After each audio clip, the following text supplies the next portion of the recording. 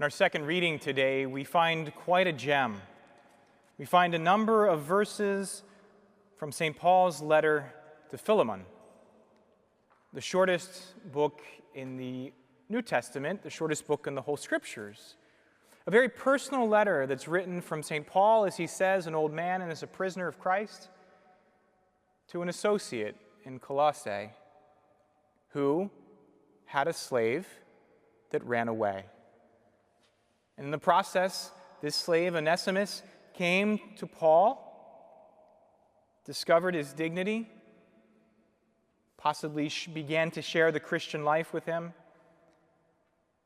And now there is this moment, really at the heart of this letter, and really at the heart of our faith, in which there is a restoration, not just of Onesimus, but a restoration of the relationship that was broken because of sin, because of the debt, because of the enslaving. That restoration means that Onesimus goes back to his former owner, but now brother, with this letter from Paul. It shows that Paul, as an old man, is looking back on his life and seeing that forgiveness needs to be that which makes our Christian hearts be moved. Jesus, we see constantly offering people forgiveness of sins. We see him forgive Peter when he betrays him. We see him forgive the woman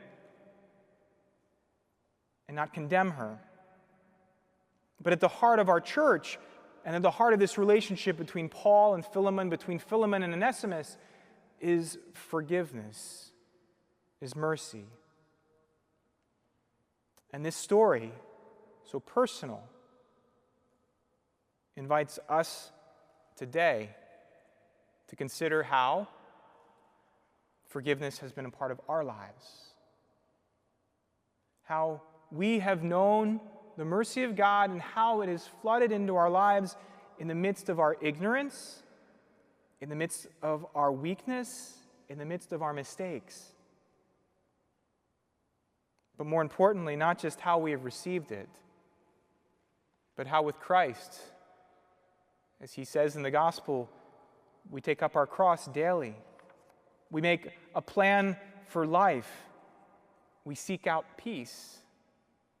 Peace that comes because of the blood that's been shed on his cross for the forgiveness of our sins. And not just our sins, but the sins of the whole world.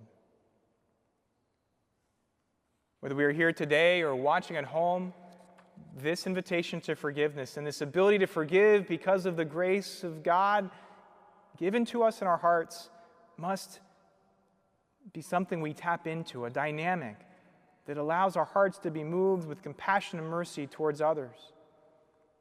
That in the midst of injustice and abuse, we offer a healing hand and offer an opportunity for restoration. As we think of a time that we have been forgiven, may today we also consider a time, or maybe a moment now, where there might be some unforgiveness in our hearts, where we need to look back, as Paul did on his life, and see the different ways that God made his love known to him. We, whether young or old, whether at home or free, are able to look today and say, Lord, you've forgiven me. How are you calling me to forgive those who have sinned against me?